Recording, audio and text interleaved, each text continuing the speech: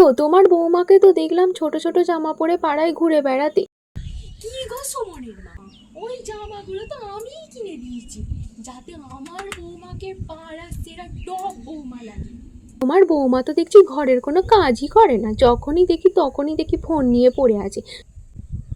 আর বলো না, কতবার করে বলেছি যে আমাকে একটু ফোন টোন শেখা, আমিও একটু তোদের মতো সব রিলস ফিলস বানাইছি, আমাকে শেখাই না। আজকে আচ্ছা করে বলবো যে আমাকে একটু ধরে ধরে শেখা, তো আমি তোদের মতো রিলস ফিলস বানাই। তো তোমার বউটা তোমাকে শেখায় না? আমার বউটাকে আজকে আমি বলবো।